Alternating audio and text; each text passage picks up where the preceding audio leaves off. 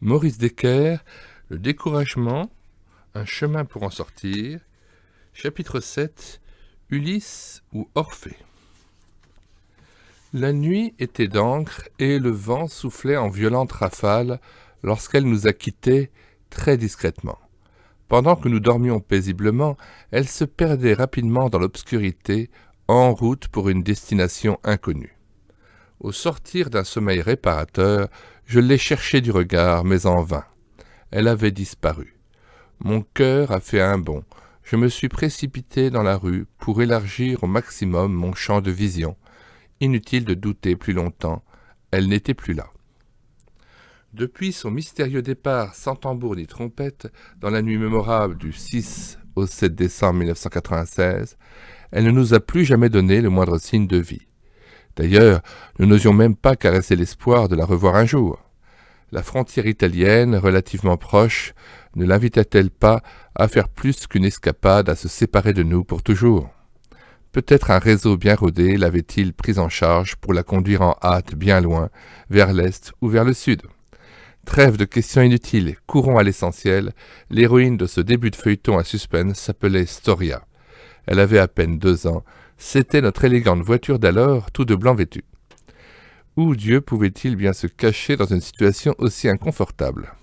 Ce matin-là, nous étions à une 60aine de kilomètres de Toulon, où, dans quelques heures à peine, j'allais présenter la première des 4 conférences bibliques consacrées à la lettre de l'apôtre Paul aux Colossiens, dans le cadre d'un week-end d'église. Dans ce moment difficile, où un violent cyclone tourbillonnait dans nos têtes, nous savions au moins une chose. Il nous fallait absolument commencer par regarder dans la direction de notre Père Céleste si nous voulions être rendus capables de voir nos circonstances présentes dans une juste et saine perspective. Sinon, nous n'allions pas tarder à nous enfoncer inexorablement dans les marais pestilentiels de la révolte, de l'amertume et du découragement, qui engendrerait bien vite d'autres maux tout aussi destructeurs. Clin d'œil céleste. Nous ne tardâmes pas à percevoir nettement un premier clin d'œil céleste en découvrant, ce même matin, le verset thème de la méditation du 7 septembre dans un livret de réflexion que nous ouvrions jour après jour. Par un curieux hasard, il s'agissait d'un verset de l'épître aux Colossiens, celle-là même que nous allions examiner de près tout au long de ce week-end d'enseignement. Attachez-vous aux choses d'en haut et non à celles qui sont sur la terre. Colossiens 3.2. Parole fort à propos tombant à point nommé. Quelle bienfaisante invitation à mettre chaque chose à sa juste place dans l'échelle divine des valeurs. Nous étions donc invités dans un premier temps à ne pas cultiver des regrets stériles concernant l'éphémère qui s'était évaporé un peu plus vite que nous l'avions prévu. À sa manière, Dieu murmurait à notre cœur « Vous avez des biens meilleurs et qui durent toujours » Hébreux 10.34. Le souvenir d'une anecdote surgissant du fond de ma mémoire constitua un second indice notoire du soutien d'un Dieu vivant et fidèle dans les circonstances difficiles que nous connaissions. La voici.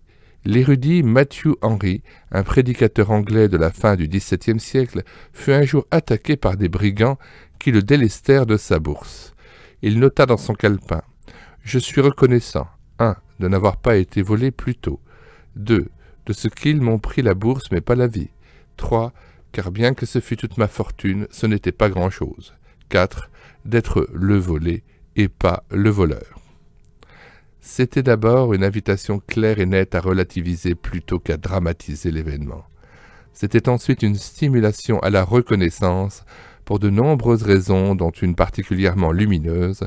Non seulement notre Dieu n'était pas indifférent à ce qui nous arrivait, mais il l'avait autorisé dans son absolue souveraineté et exerçait un contrôle parfait sur notre situation. Je forme la lumière et je crée les ténèbres. Je réalise la paix et je crée le malheur. Moi, l'Éternel, je fais toutes ces choses. Ésaïe 45, verset 7.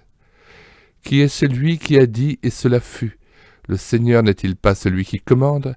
N'est-ce pas de la bouche du Très-Haut que sortent les maux et les biens ? Lamentation 3, versets 37 à 38. Cette grande vérité allait nous accompagner et nous soutenir tout au long de ce week-end mémorable. Des poulets ou des canards ? Pour pouvoir nous extirper du bourbier de nos découragements, il nous faut donc changer radicalement la direction de notre regard, capturé par la pieuvre possessive des circonstances difficiles. Mais il nous faut aussi changer la qualité de notre regard.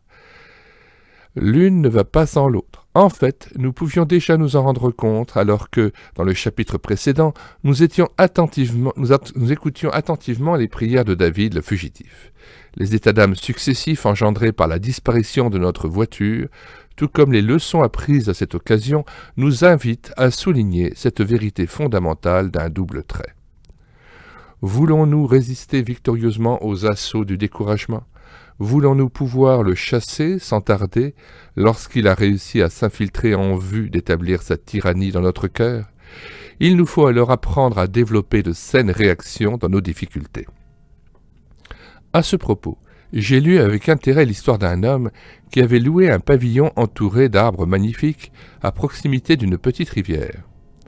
La vaste cave bien aérée et bien éclairée de cette agréable demeure servait de poulailler à une douzaine de gallinacés. Et pendant 5 ans, notre heureux locataire se crut installé au cœur même du paradis terrestre. Il se baignait dans la rivière, pêchait dans les bassins, se reposait à l'ombre des arbres et payait joyeusement son modeste loyer. Mais un jour, la rivière déborda et sa douzaine de poulets fut noyée. Il se précipita chez le propriétaire pour lui annoncer abruptement qu'il allait déménager. Ce dernier, fort surpris, lui en demanda la raison, non sans lui dire au passage qu'il lui avait paru très heureux d'habiter dans cette maison durant les 5 années passées. La mine défaite, le locataire lui fit alors amèrement remarquer que maintenant tout était différent puisque la rivière avait débordé et noyé tous ses poulets.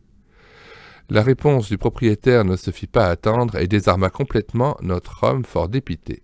« Et si à l'avenir vous essayez d'élever des canards plutôt que des poulets ?» Dans nos vies aussi, de temps à autre, des poulets sont noyés, par suite de catastrophes imprévues qui nous plongent dans la révolte et la déprime. Tirons-en plutôt les leçons qui s'imposent, et si, de toute évidence, pour continuer la route avec joie, des canards font mieux l'affaire, optons résolument pour les canards et cessons au plus vite de nous lamenter sur nos poulets noyés. Votre adresse, s'il vous plaît ? Si William Booth, le fondateur de l'Armée du Salut, avait rencontré ce fameux locataire si pressé de déménager, il lui aurait sans aucun doute vivement recommandé de ne surtout pas céder à la tentation de quitter la rue de la Reconnaissance à cause d'une rivière en crue et de quelques poulets noyés pour aller s'installer dans la rue du Murmure en pensant y gagner au change. Un tel déménagement le conduirait tout droit au 36e dessous. Sous sa plume en effet, ce court témoignage le prouve. Dans une réunion tenue il y a quelque temps dans le Yorkshire, un camarade parla longuement de ses difficultés sur la route qui mène au ciel. Un autre, de disposition bien différente, lui succéda et dit « Je vois que le frère qui vient de parler demeure dans la rue du Murmure. J'y ai moi-même habité quelque temps, et jamais je ne me suis bien porté. L'air était malsain, la maison était malsaine, l'eau était malsaine, les oiseaux n'y chantaient jamais, et moi-même j'étais sombre et triste. Mais j'ai déménagé, je suis allé habiter rue de la Reconnaissance, et depuis lors je me porte bien, ma famille aussi. L'air y est pur, l'eau y est pure, la maison est saine et exposée au soleil, les oiseaux chantent et je suis heureux du matin au soir. Eh bien, si j'ai un conseil à donner à notre frère, c'est de déménager. Il y a beaucoup de maisons à louer dans la rue de la Reconnaissance, et s'il veut y venir, je suis sûr qu'il y sera transformé, et je serai moi-même très heureux de l'avoir comme voisin. La cire ou la lyre ? Dans la mythologie grecque, les sirènes étaient des divinités redoutables qui hantaient les mers.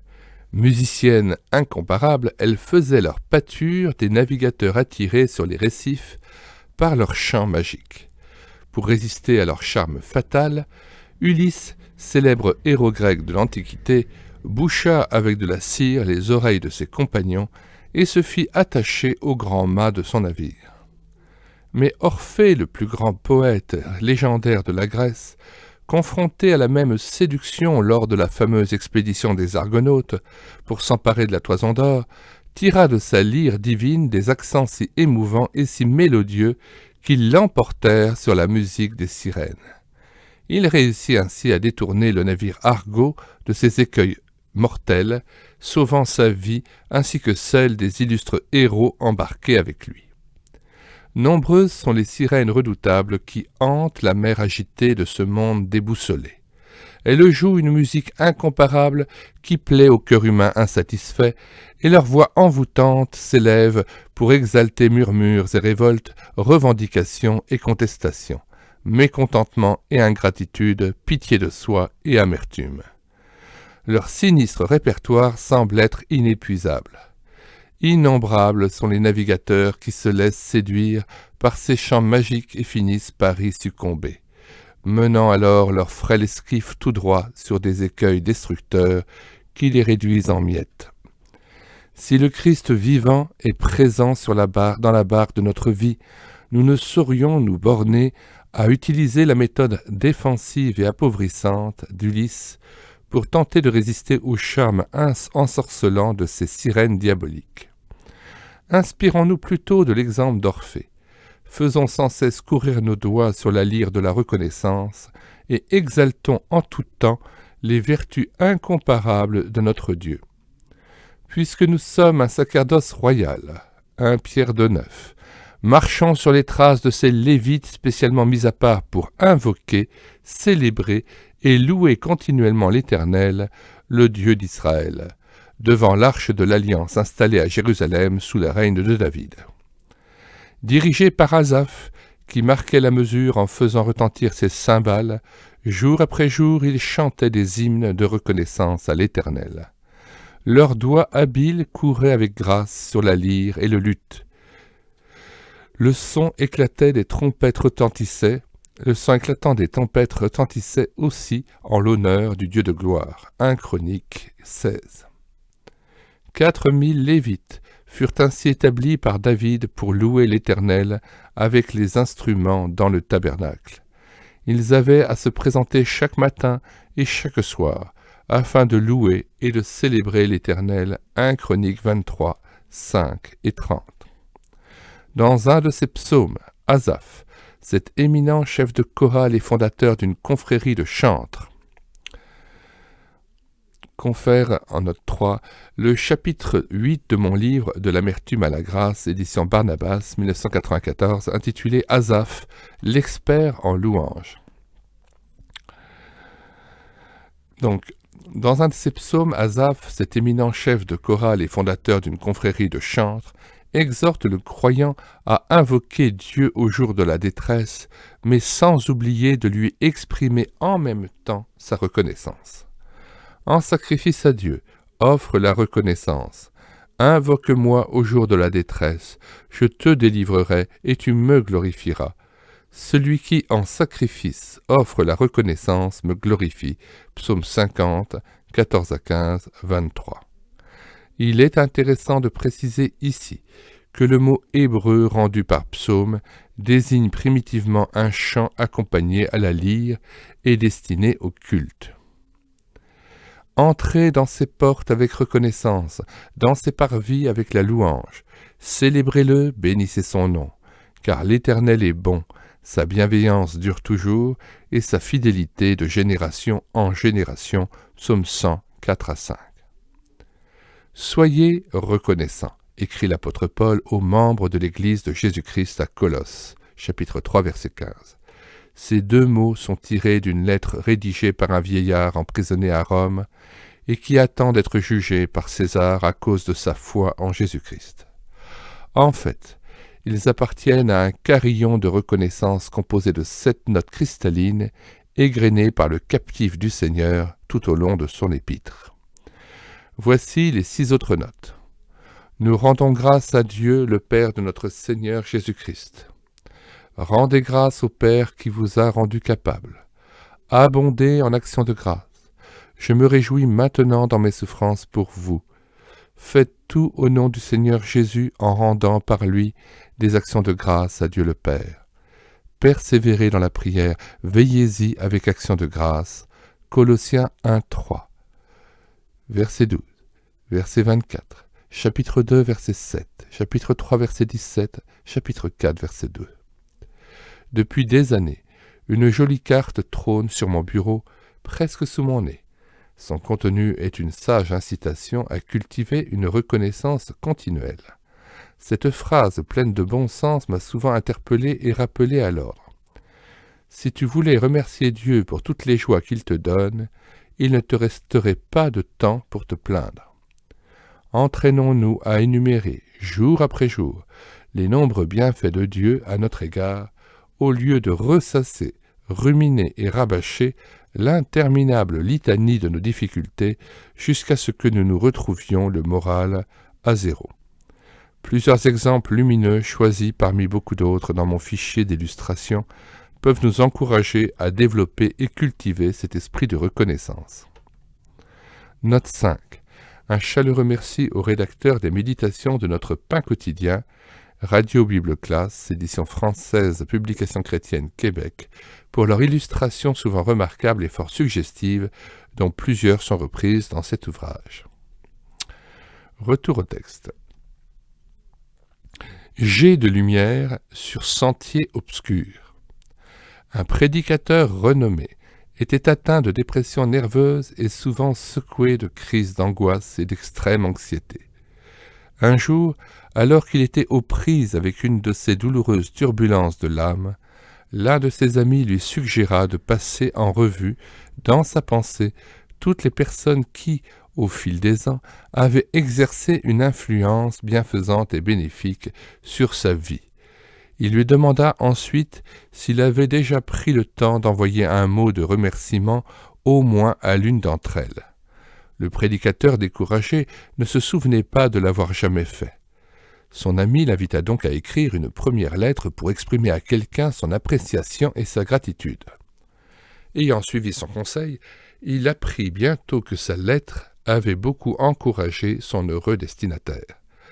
Le cœur réjoui et comme léger, il décida alors de faire la liste de tous ceux qui l'avaient aidé dans le passé.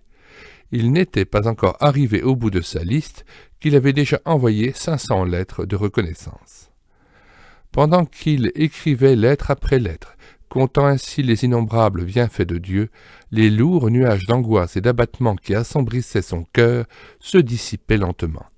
En réalisant que son Sauveur s'était servi de tant de personnes pour l'encourager, il orienta de plus en plus ses pensées vers le ciel et prit bientôt l'habitude de bénir son Dieu chaque jour pour toutes les manifestations de son immense amour. Parmi les otages détenus au Liban durant les années 80 du siècle dernier, il y avait un missionnaire qui fut rendu à la liberté après 16 mois d'une captivité fort éprouvante. Des reporters lui demandèrent alors comment il avait géré ces longues journées et ces heures interminables où l'ennui et le désespoir finissent par avoir raison des caractères les plus forts. Sa brève réponse les laissa pantois, en comptant mes bénédictions. « Bénédictions » interrogèrent-ils aussitôt. « Oui, répondit-il. Certains jours, j'avais droit à une douche. Parfois, mon repas comportait des légumes. Et je pouvais toujours rendre grâce pour l'amour de ma famille. » Ce croyant vivait une existence quotidienne bien difficile. Il était pourtant connu pour sa joie et ses fréquents élans de reconnaissance. Et presque chaque réunion dans son église était pour lui l'occasion de rendre grâce à Dieu. Un soir, il y entra portant un bandage autour d'un pouce blessé par un coup de marteau. Toutefois, à ceux qui le plaignaient, il répondait « Loué soit Dieu, car j'ai toujours mon pouce ». Et un autre jour, alors qu'il rentrait chez lui après avoir acheté un petit steak au supermarché, il dut s'arrêter en chemin et poser son petit sac d'emplettes par terre pour pouvoir renouer l'un de ses lacets de chaussures. Un chien fondit alors sur le sac et s'enfuit avec son dîner. Quelqu'un l'entendit s'exclamer « Loué soit Dieu, j'ai toujours mon appétit !» Et cette femme âgée de 64 ans est clouée au lit pendant plus de 16 ans, souffrant beaucoup, incapable de bouger. Pourtant, tous ceux qui lui rendaient visite étaient frappés par son esprit de reconnaissance. Elle se réjouissait de ce que Dieu lui ait laissé l'usage du pouce de sa main droite. L'autre main était raide, totalement inutile. Elle se servait d'une fourchette fixée au bout d'une tige pour mettre ses lunettes, s'alimenter et pour tourner les pages de sa grosse Bible. Elle faisait tout cela avec son seul pouce encore valide. C'était une grande bénédiction. Quelle émouvante et édifiante prière que celle prononcée un jour par l'auteur et prédicateur écossais George Matheson, 1842-1906, qui était aveugle. « Je t'ai rendu grâce des milliers de fois pour mes roses, mais jamais pour mon épine. Enseigne-moi la gloire de ma croix, enseigne-moi la valeur de mon épine. Montre-moi que je me suis rendu à toi par le sentier de la douleur. Montre-moi que mes larmes ont engendré un arc-en-ciel. » Le regretté Francis A. Schaeffer aurait prononcé un vibrant « Amen » après une telle prière, lui qui a écrit ce qui suit. « Si je suis un vrai chrétien, toute chose concourt à mon bien, non pas toute chose sauf le chagrin, ni toute chose sauf les luttes. Le toute chose de Romains 8, 28 englobe réellement tout. Nous honorons Dieu et l'œuvre parfaite de Christ si nous plaçons vraiment tout à l'intérieur de cette globalité. Toute chose concourt au bien de ceux qui aiment Dieu, de ceux qui sont appelés selon son dessein. Dans la mesure où nous donnons bien au mot tout le sens de toute chose, nous englobons aussi le « toute chose » d'Éphésiens 5, verset 20. Rendez continuellement grâce pour toute chose à Dieu le Père. Ces deux passages sont inséparables. Le « toute chose » d'Éphésiens 5, verset 20 est aussi englobant que le « toute chose » de Romains 8, 28. Remerciez Dieu pour toute chose, telle est la norme divine. Francis A. Schaeffer, Libéré par l'Esprit, La Maison de la Bible, 1997. Le 13 juillet 1813, un couple de jeunes missionnaires américains, Anne et Adoniram Judson, débarquaient à Rangoon, en Birmanie. Au cours de l'interminable traversée terriblement éprouvante, Anne, très malade, avait perdu un enfant avant terme. Désormais, installés pour de longues années sur cette terre encore vierge de tout témoignage évangélique, ils allaient exercer avec courage et passion un ministère pionnier, dangereux et difficile, jalonné d'expériences et d'épreuves cruelles. Dans son journal personnel, Anne partage ses états d'âme et ses combats intérieurs durant ce parcours missionnaire hérissé d'obstacles humainement insurmontables. Elle écrit notamment ceci. « Sommes découragés depuis quelques jours à cause de la sombre perspective qui nous attend. Tout ce qui concerne notre petite mission est plongé dans l'incertitude. J'ai de la difficulté à vivre par la foi et à me confier totalement en Dieu quand la route est sombre devant moi. » Mais elle ajoute aussitôt.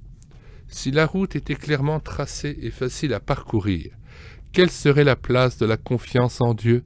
Ainsi donc, au lieu de murmurer et de me plaindre, je me réjouirais et je serais reconnaissante de ce que mon Dieu, mon Père céleste, m'oblige à me confier en lui en m'ôtant les choses sur lesquelles nous sommes naturellement enclins à nous appuyer.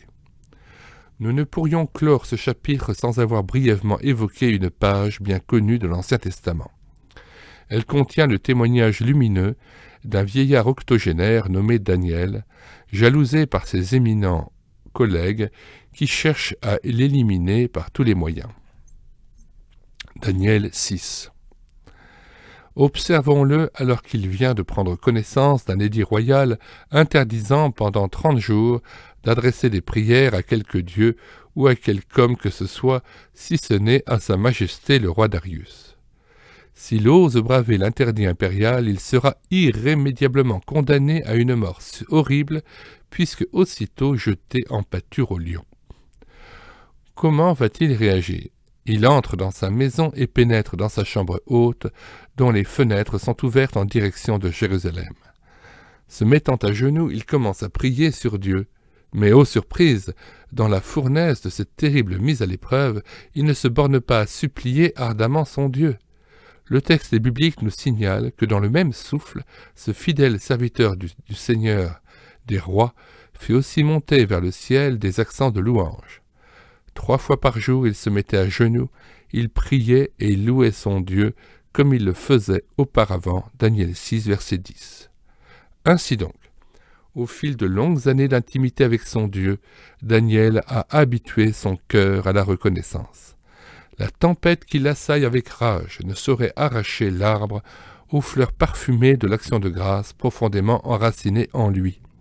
6 siècles à l'avance, ce bien-aimé de l'Éternel illustre de manière impressionnante l'exhortation que l'apôtre Paul adressera aux Philippiens. Ne vous inquiétez de rien, mais en toute chose faites connaître vos besoins à Dieu par des prières et des supplications avec des actions de grâce, et la paix de Dieu, qui surpasse toute connaissance, gardera vos cœurs et vos pensées en Jésus-Christ. Philippiens 4, versets 6 à 7.